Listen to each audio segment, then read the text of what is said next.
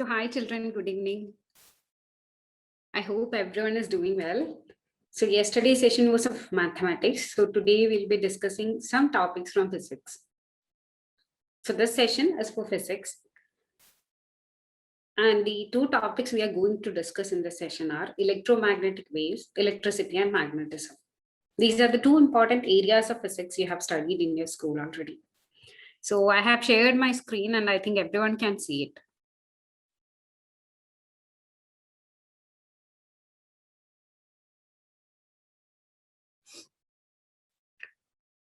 Yeah, okay. And I'm audible. Okay.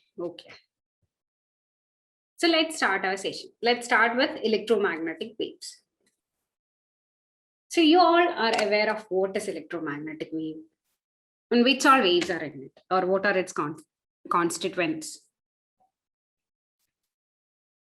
So EM waves or electromagnetic waves are the waves which are created. Yeah, okay. Yeah.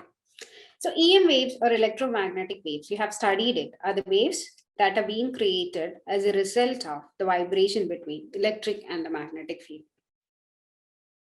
So the vibrations of electric and magnetic field create a category of waves called the EM waves or electromagnetic waves. So is there any difference in these type of waves, EM waves, from the other category of waves or the mechanical waves? The main peculiarity is that they do not need a medium to propagate. They does not require a medium for the propagation. So the electric field and the magnetic field of the electromagnetic wave are perpendicular to each other. That is, they are at right angles to each other. And also they are perpendicular to the direction of the EM wave. All these are the theory you have studied in your school itself. So you have an idea about the electromagnetic spectrum. Yeah. The electromagnetic radiation or the EM wave, the EM waves refers to they can move through the space and they are carrying some energy, electromagnetic radiant energy. You can see the electromagnetic spectrum here. It consists of radio waves, microwaves, infrared waves, visible light, ultraviolet rays, X-rays, and gamma rays.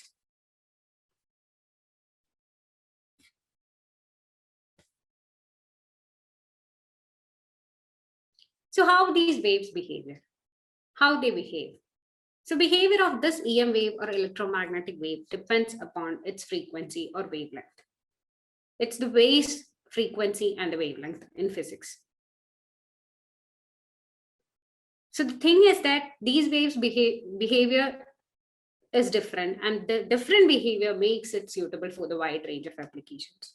There are different variety of waves and they behave differently from each other in the same group, so that it will be suitable for multiple applications. I think you have an idea about what is frequency and what is wavelength. So what is the frequency and what is the wavelength of a wave? Wavelength is the distance between the two consecutive peaks of the wave, either the distance between the crest or the distance between the troughs. It can be called as the wavelength. Frequency, what is it? The number of waves in the particular length or particular period of time can be called as frequency. So all these are the basic ideas about the electromagnetic waves. You know n number of applications of electromagnetic waves. Let's see some of the common real life applications of the electromagnetic waves.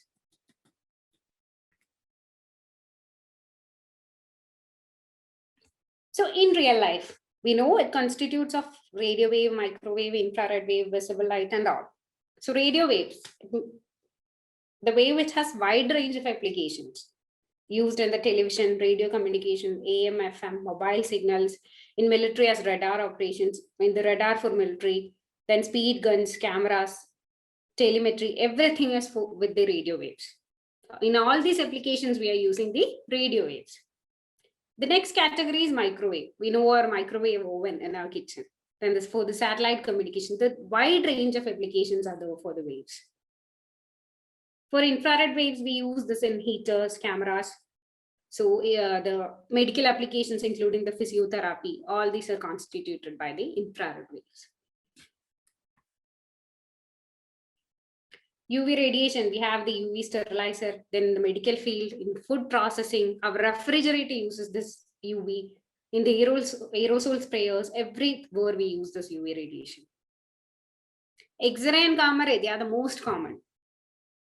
To test the materials in the industry, in the medical field, everywhere we uses this X-ray and gamma. Visible light also. That section we use for the optical fiber communication, for the medical endoscopy and all the things. So these are those real life applications we are already aware of. Now we are going to see some of the applications of very important applications of the electromagnetic waves that we are using now.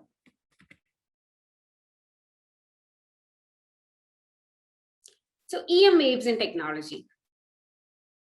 Everyone is aware about the 5G communication. It's used in 5G communication, holographic processing, terahertz waves, medicine. All these industries are using the electromagnetic waves. So we'll be discussing about these 4 applications or these 4 important areas today. Among them, 5G is the most important and the most crucial thing we have to study today. Okay. So what is 5G? I think all are aware. If you have more, maybe you will be having more details. You know more details than me about this 5G communication or 5G technology. So the 5G technology or 5G communication, it is developed by 3GPP. It's the technology standard for cellular communication. This is the basic knowledge we all have about 5G. What is 5G? So today we'll be understanding what is 5G, what is the difference 5G has made in the communication, where this 5G is being used, what are all the peculiarities or the features of the 5G, what about its speed, its efficiency, it is accessible for us or not, what all are the economic impacts this 5G is creating. So all these we are going to see now. So 5G, it's the 5th generation mobile network. It came after the 4G. So it's the latest global wireless standard. After the 4G, we have now the 5G technology. The main advantage of 5G is that it makes everything seamless. The communication is seamless. So 5G enhances the seamless virtual connections between the people's, machines, objects, and all.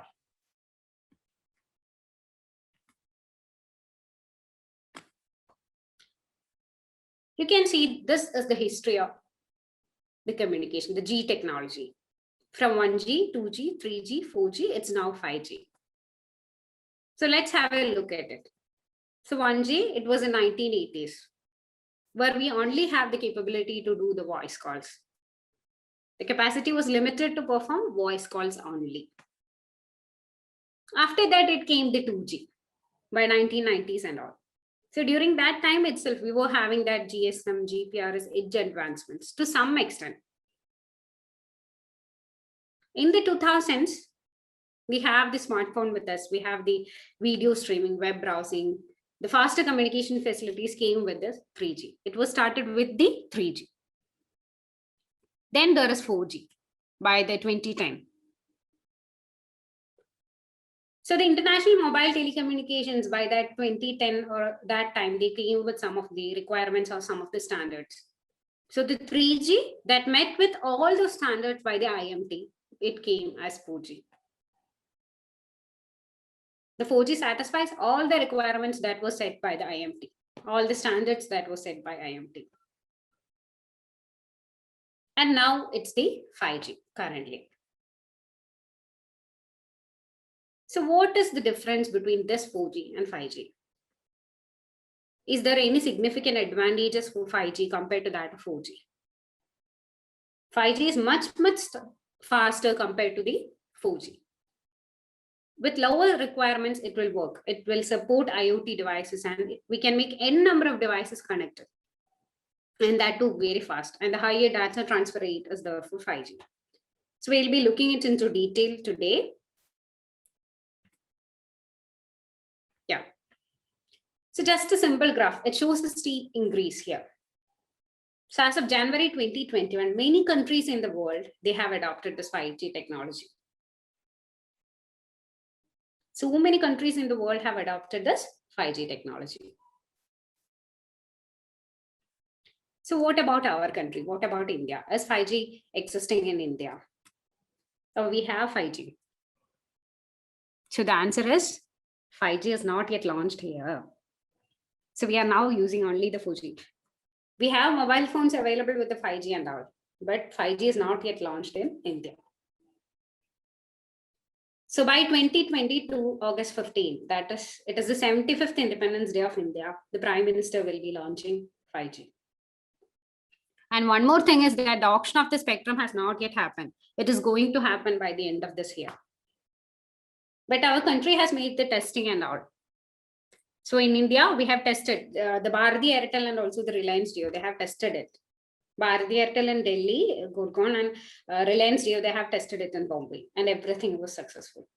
So hopefully within 1.5 years or 1 year, we'll be using 5G.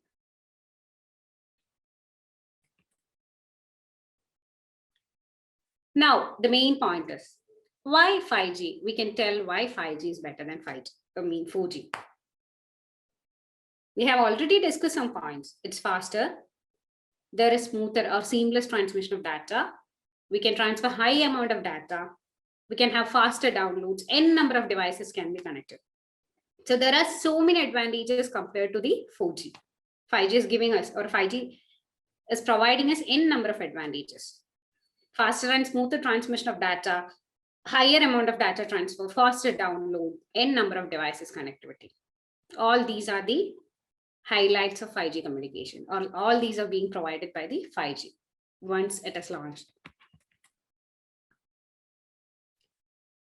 So this is, you can see a graph here, I think. So how fast is 5G?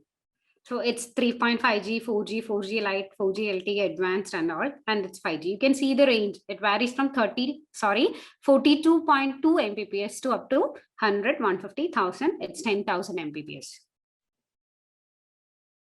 So the frequency range is shorter and the bandwidth is much larger. And this 5G technology, it is being used, making use of those millimeter waves. The range is between 30 gigahertz to 300 gigahertz. So this is being used by the 5G.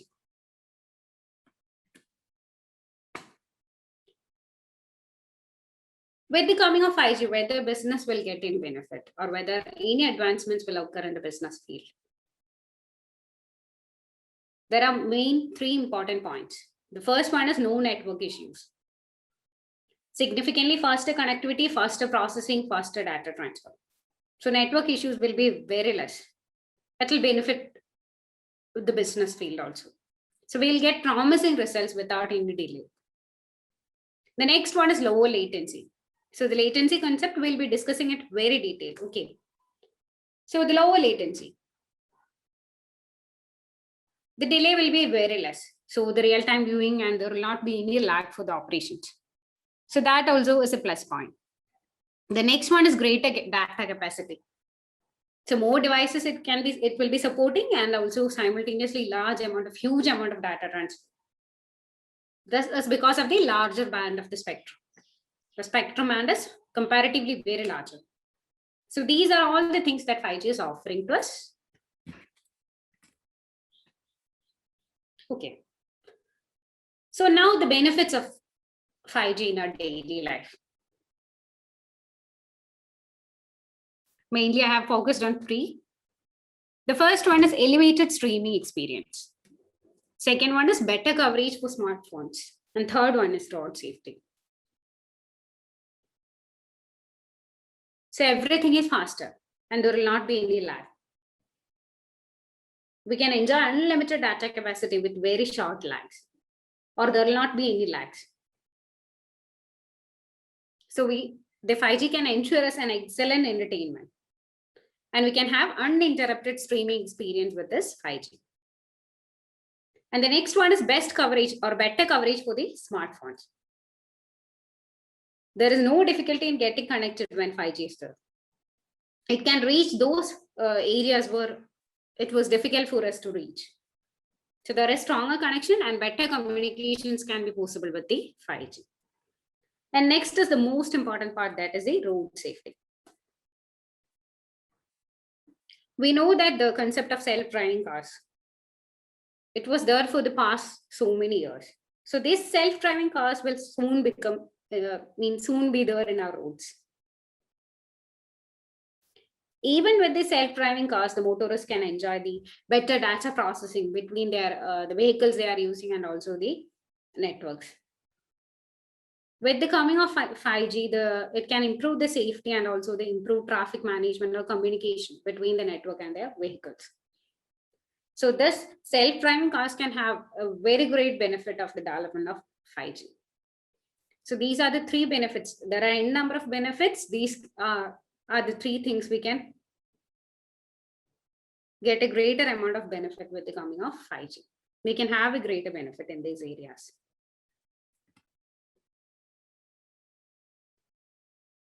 Now, the next area is the 5G will be affecting IoT. The main two properties of 5G, we have already told it. The first one is lower latency and second one is higher data rate. These two can affect the IoT. I told you the latency is the delay between the sending and the receiving information. As an individual or as a person, we need the delay to be very less for the communication to be proper. With 4G, the latency or the delay was 200 milliseconds. Now with the coming of 5G, it will get reduced to 1 millisecond. So just imagine 200 millisecond to 1 millisecond, how much it is. So this latency rate or this aggressive rate can help the self-driving car.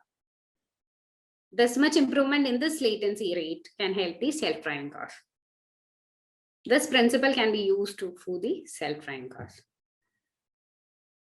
And I have to tell you one more thing. As a human, our visual stimulus is about 250 milliseconds or 1/4 of a second. So for an object or for an image, we have to view it and we have to get the visual stimulus. It will take about 250 milliseconds. And for those trained persons or people who have been trained for this purpose, they are capable of just doing it around 190 or 200 milliseconds with proper good enough training. So what about this 5G? It's giving the response in 1 millisecond. That is about 250 times faster than you. For a human stimulus, it is 250 milliseconds. So your car will be responding 250 times faster than you. So the communication will be much faster. Your system will be responding to hundreds of incoming information. It will be communicating back with other vehicles, with road signal and everything. So we can expect this self-driving cars to come as soon as in our roads. And one more example I can say is, so if I'm trying, okay, for a vehicle, if it is moving with 100 km/h, and before you pull the brake, the reaction distance will be about 30 meters.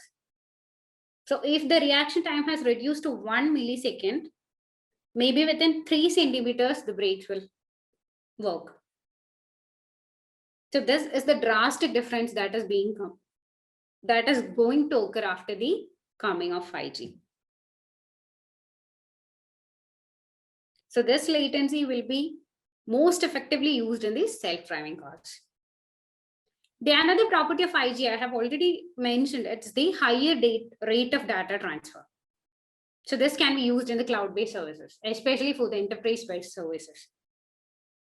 So where they need large amount of data to be analyzed and the data requirements or data transfer has to be very high. So these enterprise cloud-based services with the massive data analysis, they will have the advantage. So I think you have got an idea about how big this 5G is. So the trends and the future of telecommunication. What all are the other areas that will be affected by this 5G? artificial intelligence, robotic process automation, IoT, cloud technology, all this will be affected by 5G communications, or all this will be benefited by the coming of 5G. For artificial intelligence, the behind scene operations will be much faster. The programming and everything will be much faster. In robotics process automation, the rates and the rate of operation will get increased. So our service will get increased. For cloud technology, we have already mentioned it. Then it will be also affecting the IoT or the Internet of Things. So 5G, it's a trend that is coming. And everything is going to change drastically. Once it launched, everything is going to change drastically. So yeah, that's all about the 5G part. And I think everyone is having an idea about it. So now we'll be moving to the next application or the next part, that is terahertz wave. You have heard about terahertz waves, I think, or the THz waves. So the main importance of this terahertz waves is that it transfers huge amount of data. It is used in n number of fields. They are having higher capacity to penetrate. They enable the T-ray vision. So there are n number of applications for the terahertz wave. It can help in different fields, in the pharmaceutical, medical field, military, weapons, and all the fields we are using this terahertz wave. So those part of the electromagnetic spectrum between the infrared and the microwave region, it is the THz or the terahertz waves. So for ages, we have been missing these waves. It is between the infrared and the microwave. So with the position between the infrared and microwave, it will be having some properties of the microwave and some properties of infrared waves. Thus having the dual character or dual property, some property of microwave and some of the infrared waves also. So we can focus on some properties of this terahertz waves. The first one is penetration. The peculiarity of terahertz waves is that it has better deeper penetration and less scattering. The scattering is very less. So due to that, deep penetration property can be used in different applications. This is mainly utilized in the medical sector. The wavelength of terahertz waves is very high compared to that of the infrared wavelength. And they have very less scattering and better penetration. This penetration is being utilized in different fields. The resolution is also high compared to that of the microwave ones. So better spatial imaging resolution will be given by the terahertz wave. And compared to the other waves, it is non-ionizing. So there is much safety, or it will be safer. The photon energies are lesser compared to that of X-rays, and so this is non-ionizing.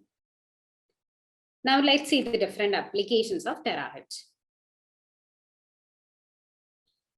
So you can see different applications, but most of them will be focusing onto the medical field itself.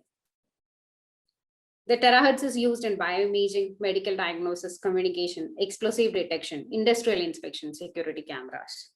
So all these are the different applications of the terahertz waves.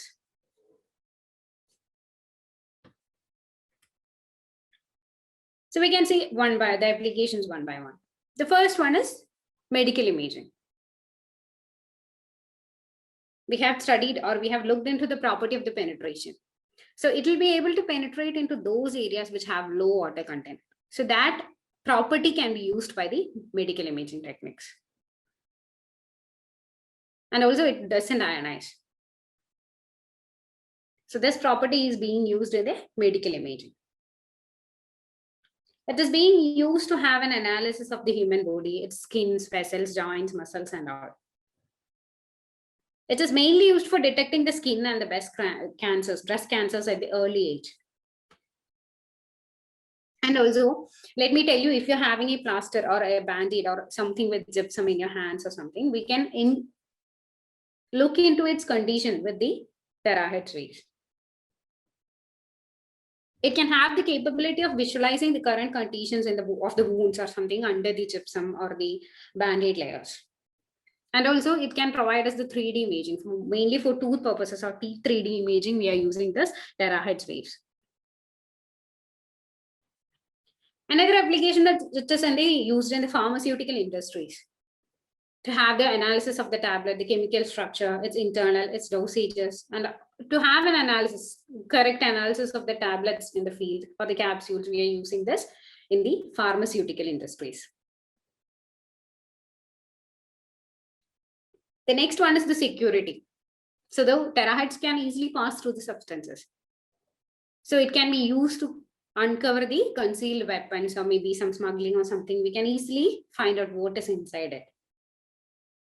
So this imaging systems is mainly used in the office screening for the envelopes, parcels, packages and all.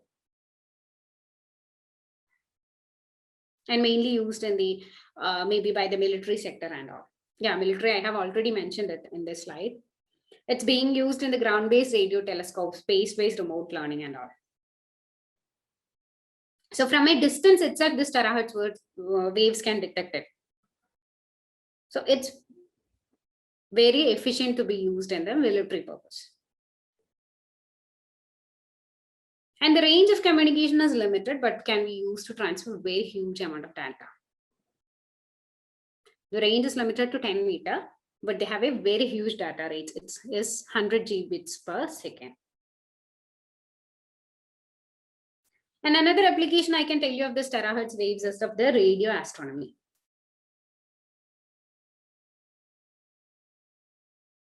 Actually, you have heard about the black body radiations and the molecular and intermolecular resonances and all. So they can be located with this domain, located in the domain of the terahertz wave. And we can use these terahertz waves to monitor the solar and the lunar eclipses and all. So there are n number of applications for the terahertz waves. Now we are moving on to the next area.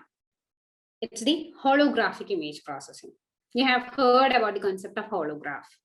What is holograph? You have seen examples also. So holography, we can simply call it as a method of generating three-dimensional images. So here we are using waves to generate the hologram, waves to create the hologram.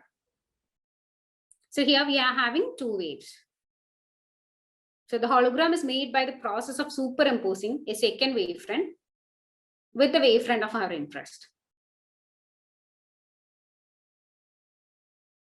So after removing the wave, we can generate the pattern, or we can have the pattern recorded in the medium where we have done this. So this is being used mostly in the medical field itself. So it's just a method of superimposing a second wavefront and the wavefront with the wavefront of our interest or with the primary wavefront. So here we are having a light field to be recorded, and that recorded field can be later reconstructed after the original one is replaced.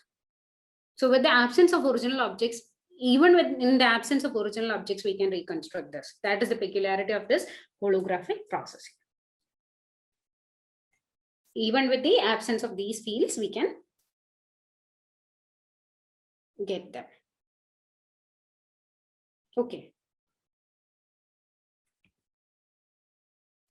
So the holographic applications. So the holographic applications, mainly I told you it is being used in the medical field itself for seeing the human skeleton, identification of any abnormalities or abnormal growth in the tissues or maybe in any parts of your body. For studying about the DNA, the various types of cells. For the detection of any type of diseases and all, we are using this holographic processing. Now we will move into the next area, that is the medical science. So the application of electromagnetic waves mostly constitute on the communication sector and also in the medical field. So we have to detect or treat our health conditions with these waves. We know there are gamma rays, X-rays, UV rays and all. So it is mainly used in MRI scanning, thermal imaging, ultraviolet phototherapy, X-ray, then endoscopy, and all these processes. These all are the applications in the medical field of the electromagnetic waves. They can be used in all these processes. So here we'll be mainly concentrating on MRI, RF ablation, and localized dielectric heating. So MRI, everyone had heard about it. MRI is magnetic resonance imaging. So for an MRI to be done, we should have these three things. A static magnetic field of zero frequency, and low power time varying magnetic field gradient, and the RF field. These three are the requirements for performing an MRI.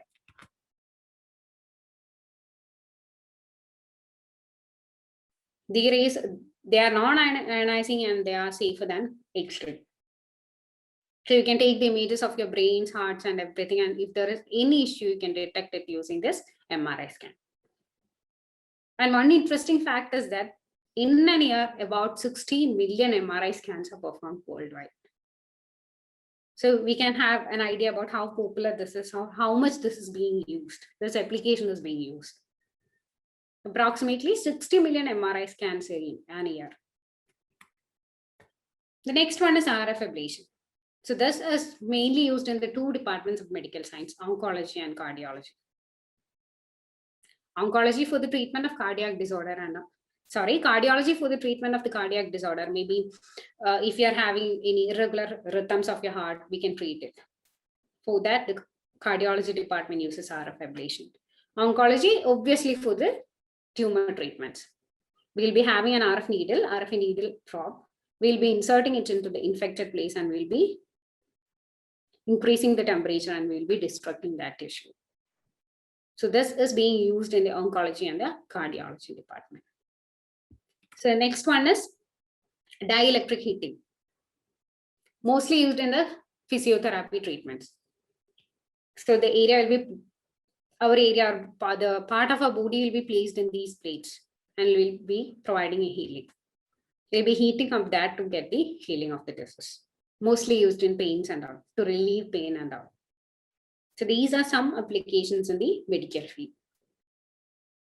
So I think you all have an idea about what are the different areas or the different varieties of areas where electromagnetic waves are being used. The 5G, the holographic processing, tera waves, then the medical field. Everywhere we are using this electromagnetic waves. So now I think we'll move on to the next set of topic, that is electricity and magnetism. This is a very interesting topic and I love it a lot. You have studied this in your school. Maybe in 10th standard, you have studied this.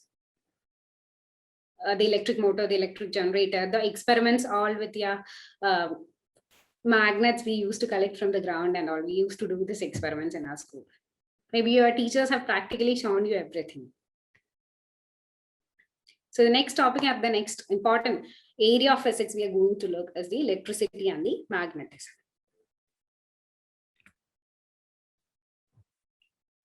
So we are not able to answer this question. How important is electricity and magnetism in our daily life? We can't say it. We are not realizing the importance of magnetism in our day-to-day life. Maybe we can say that. But for electricity, we can't even imagine a day without electricity.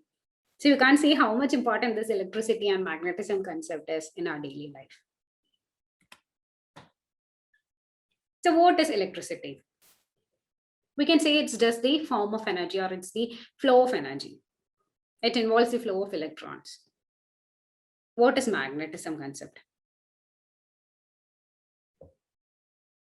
It is something that is associated with the magnetic field. The simple definition it is something that is associated with the magnetic field.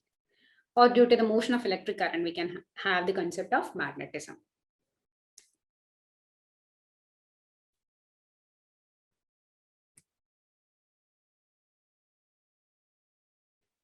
So let's see some of the real life applications of electricity and magnetism. And after that, we can go to the high level applications. Okay. So let's see some of the real life applications. Everyone here knows each of this. In your 10th itself, we have started studying these topics. It is being used in an electric motor, a microwave oven in the carts we are using.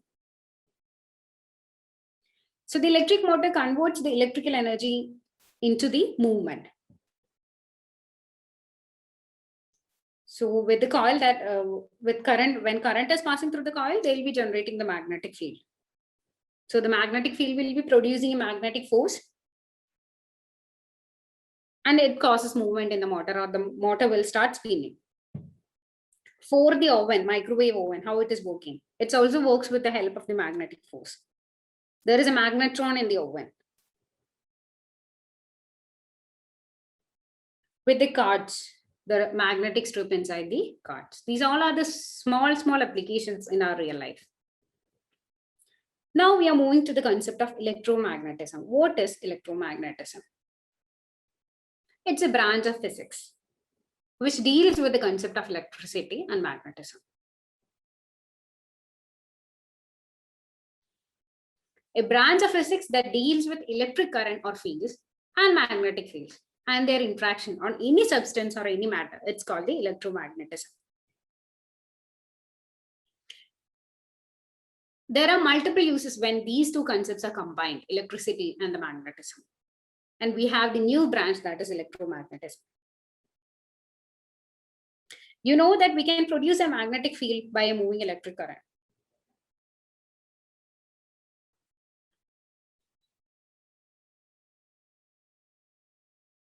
And also the magnetic field can induce the movement of charges.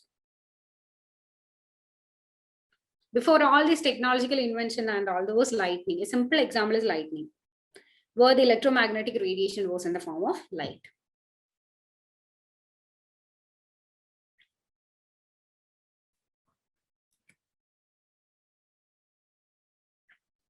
So just have a look at this diagram and see what all fields are there. We are using it. These all are the common fields we are using it, and we can't live without this now. In our home, it is being used in the solar panels, the wiring, the electrical appliances, our washing machines, TV, the radios, the kitchen equipments, the mobile phone, the LAN connectivity, switches, the vehicles, the trains are using it, radars. In our office also, we are using it. So it is there everywhere and we can't live without it now. That is the situation of us. So some more examples are the common things which is around you. It's used in the security system, in the speakers, in the calling bells, in the cards and all. The security systems, just for locking the doors, they are using the magnetic locking system. We have the card or the security code.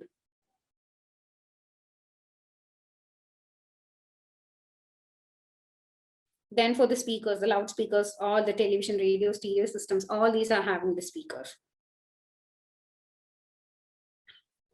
The alarms in the electric bells and all. So this is an area which is around us everywhere. Now the electromagnets in the industry. So it is being used in the motors, generators, the sensors, the actuating devices, and all these all use this electromagnets. So generators and motors, they are in a dominant position in the industry. They are the power source and the driving source. So for example, if generator, they can convert the mechanical energy to electrical energy, and the motors, they convert electrical to mechanical. Now we are moving to the next part, the application level. So all of you have heard about the concept of maglev. Maglev, the floating train. Maglev is magnetic levitation. Everyone is aware of what is magnetic levitation. So it is a method by which we can suspend an object with the support of magnetic field only. With the support of magnetic field, we are going to suspend an object, and it's the concept of magnetic levitation. Method by which an object is suspended with no support other than the magnetic field is called the magnetic levitation. So this concept of magnetic levitation is being used in different fields around us.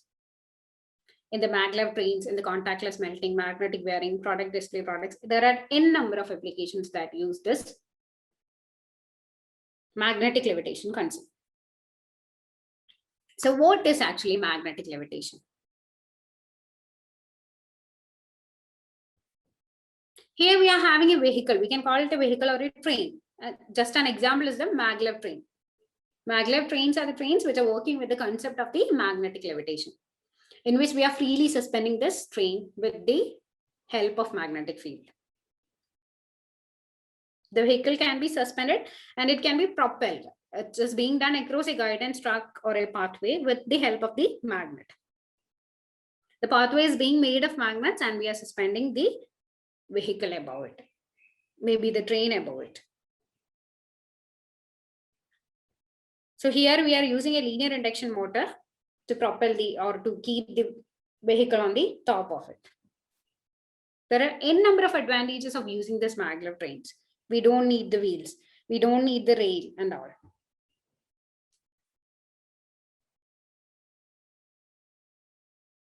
So the maglev trains are being propelled by the change of the magnetic field. Here there are two principles. These maglev trains can be working based on two principles. These two principles are used in two different countries.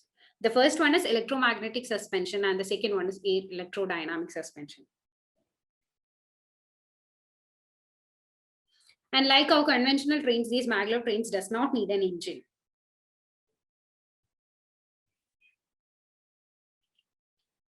So they are maybe about 0.39 or some inches above the surface. There is no contact with the pathway.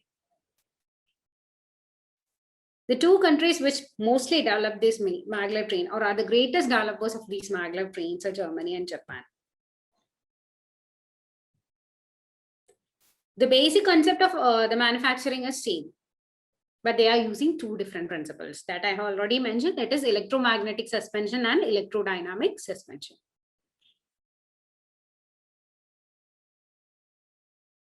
So Germany, the German trains are using the concept of electromagnetic suspension. Here in the bottom of the train, they are having a steel guideway. They are wrapping it with a steel part.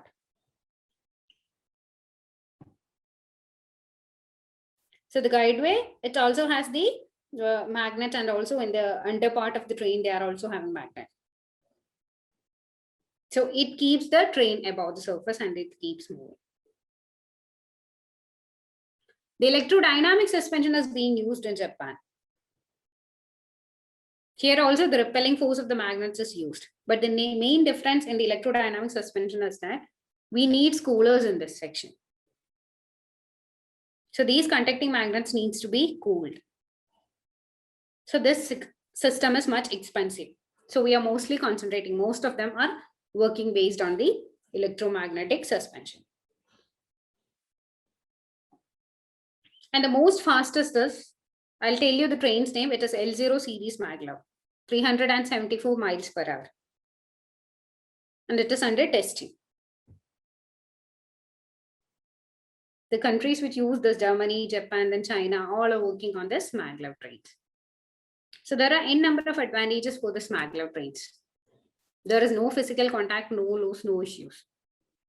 It's the fastest. There is no sound. It's very quiet. There is no sound. And the only issue is that we have an initial expense. But the thing is that it's very cheap to operate and no pollution, and there is not much maintenance and all. There is no changing of tires and all those things.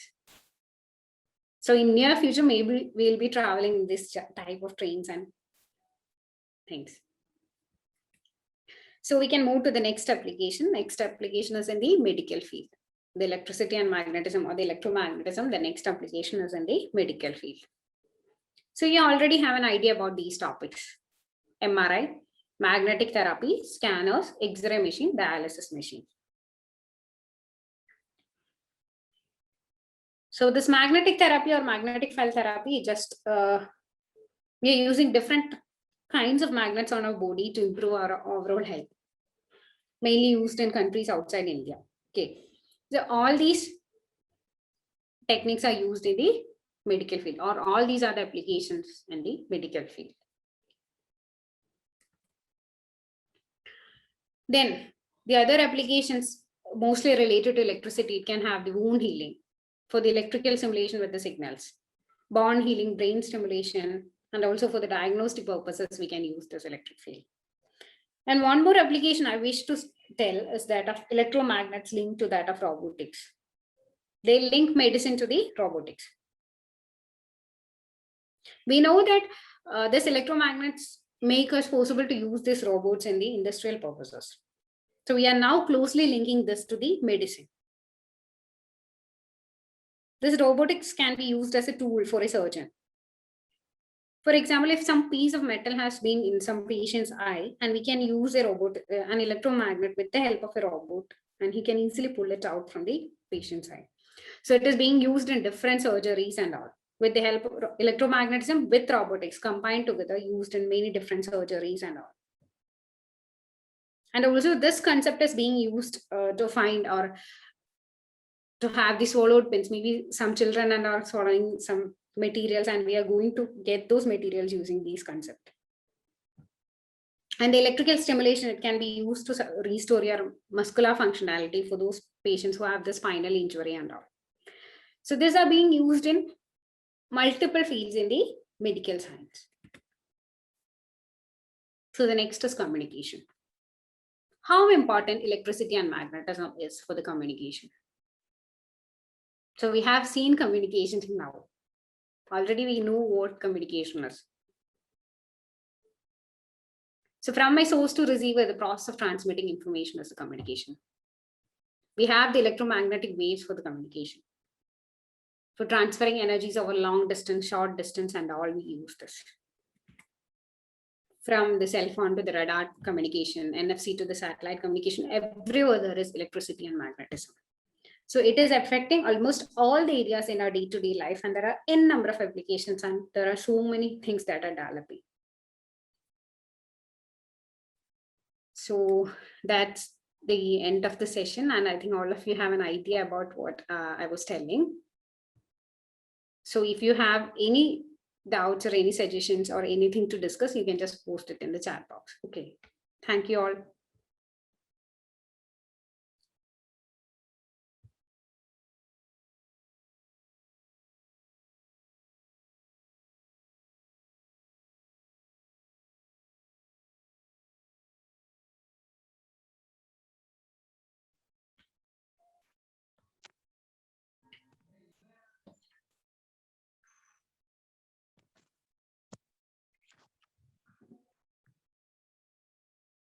Yeah, I think Hari sir is there. Hello, ma'am. Yes, I could hear now. Hello, everyone. Is there any queries that we could address?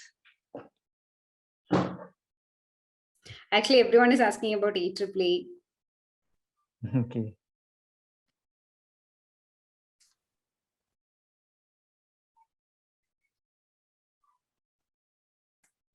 And I have one suggestion for all of you. Please go through, please subscribe the technical, maybe magazines or some, or please read all those topics, new inventions and all. It will help you a lot in your future. So please try to read the new technological advancements coming in all the areas.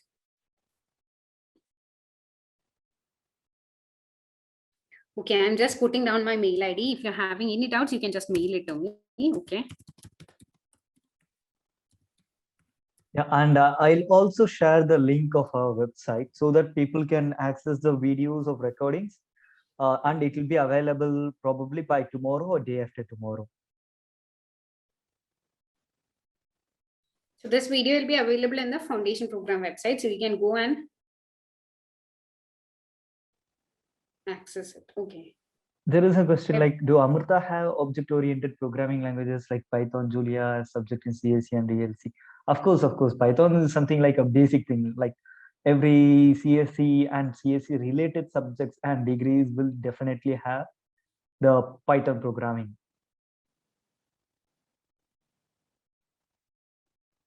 And there is a question like, if we apply counseling, can we get CSE seat? It completely. Yeah, I'm also depends. thinking like, yeah, everyone is asking about the questions about counseling and all. So yes, students, you can ask anything related about today's session and related to technology we could address. We would really appreciate it. Is there any disadvantages for 5G?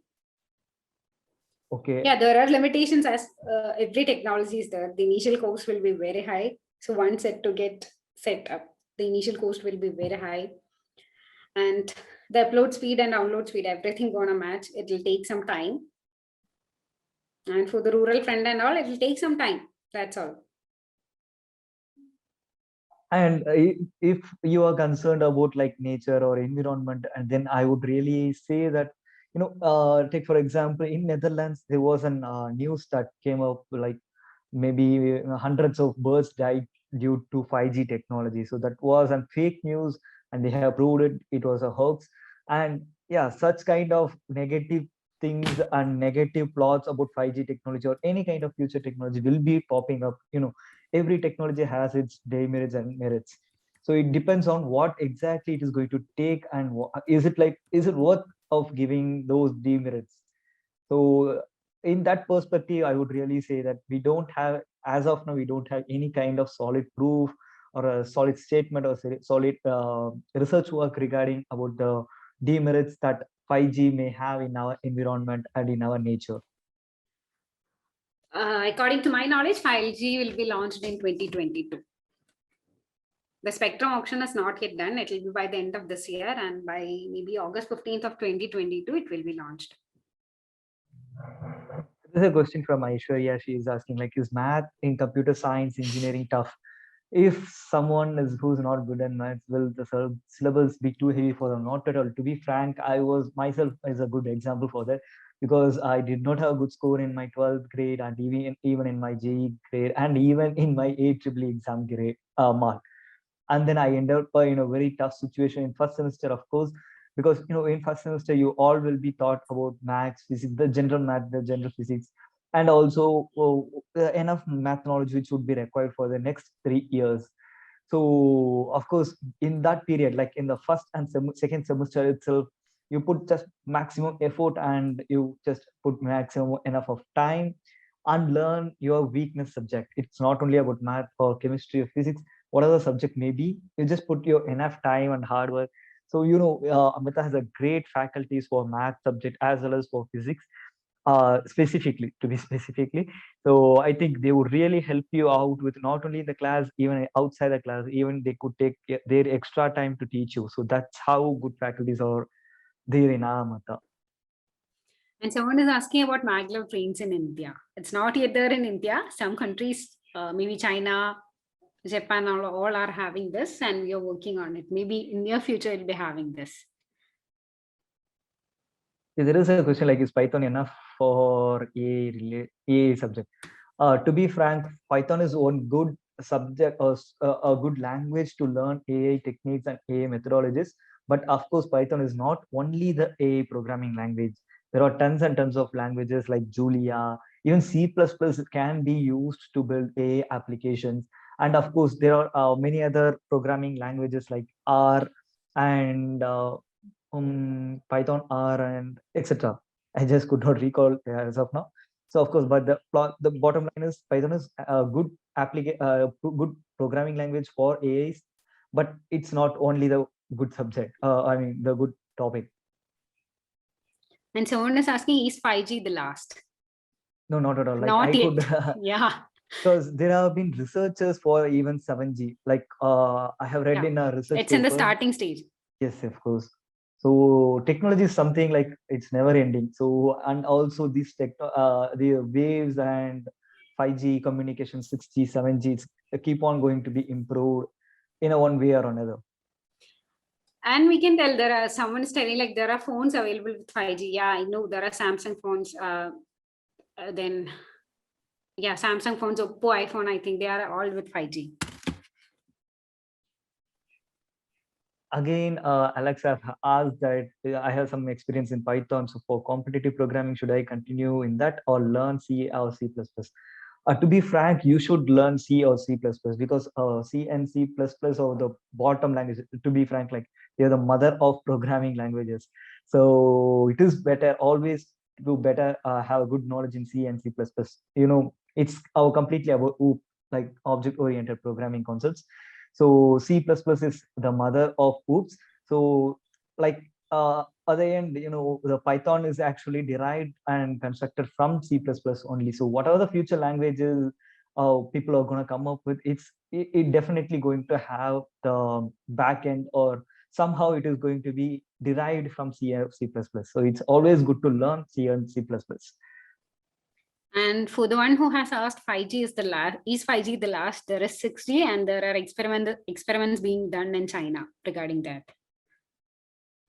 Yes, of course, 6G is something like China have already achieved, but they haven't Yeah. released it, because currently in China this 5G is getting popular, and as well as 6G, they are planning to implement 6G technology in military applications for now, and not for commercial.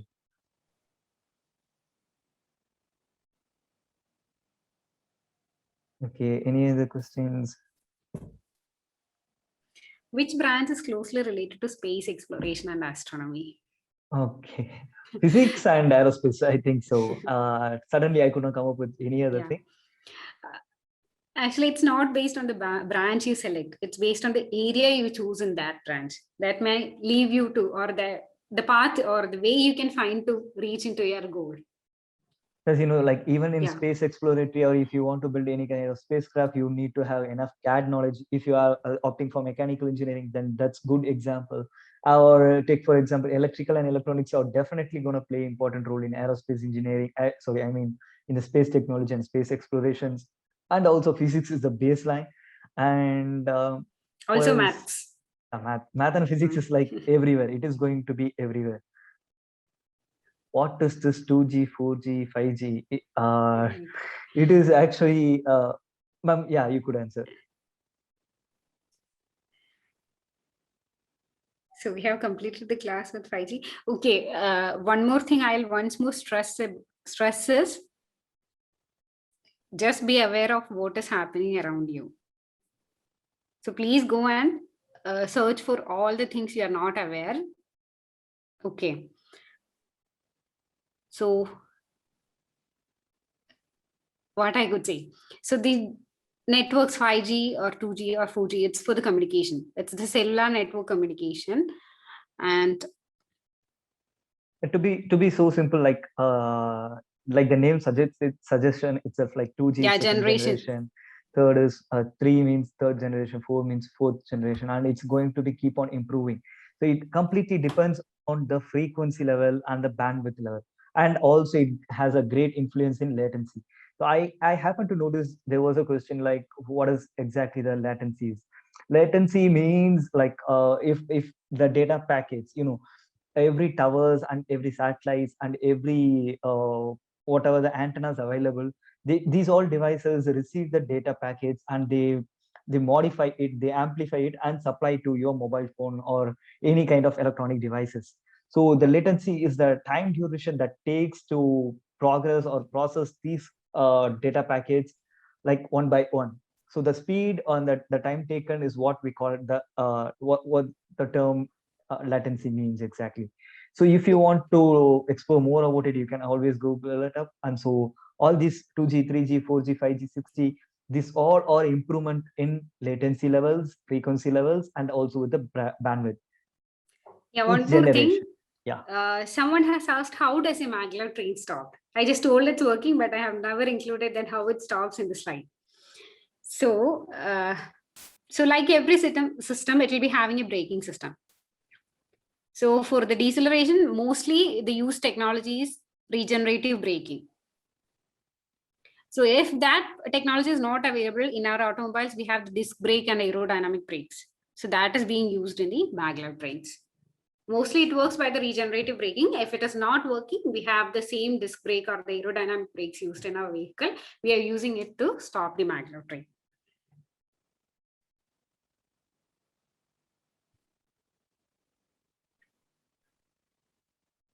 And one more thing, don't focus in these branches or something. And if you want to know what all subjects are there in each branch, you can just go to our website. For Amrita, in our website, we have given the syllabus and every detail.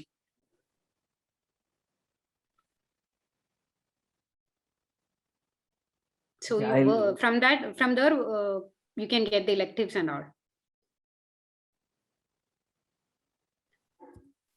So I'll be once more posting the website details and my mail ID.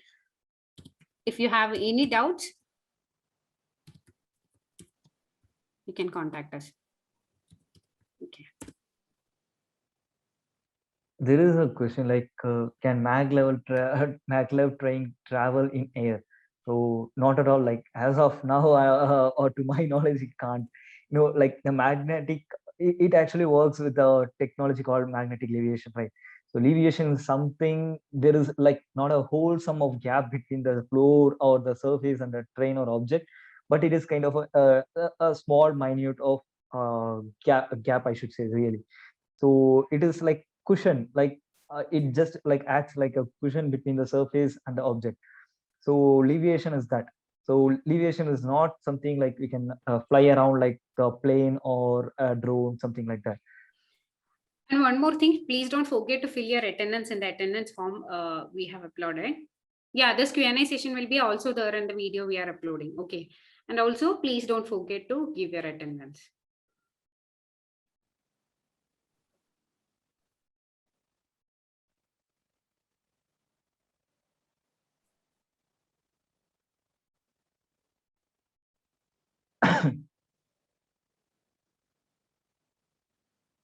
And Yeah, yes, no more is there questions are more? there. When Yeah, the will same question they are asking, when the results of phase 3 will be announced. It will be announced on July 22nd, day after tomorrow.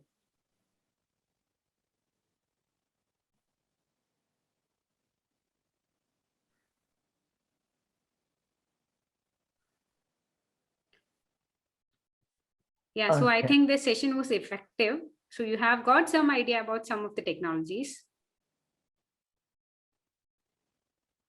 And please don't feel like we are not using anything you're studying in your school. We are using it everywhere around us. Yeah, I'm just typing my mail ID.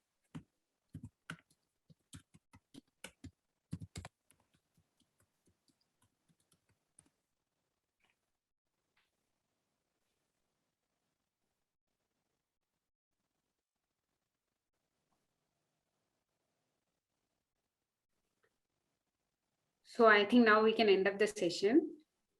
Sure. Yeah. And thank you all for coming and participating in the session. And I hope everyone was having some information. And I have posted your my mail ID. So if you're having any doubts, you can mail. And if you have any suggestions also, you can mail us. Okay. Thank you. Thank you all. It was a nice session with you all.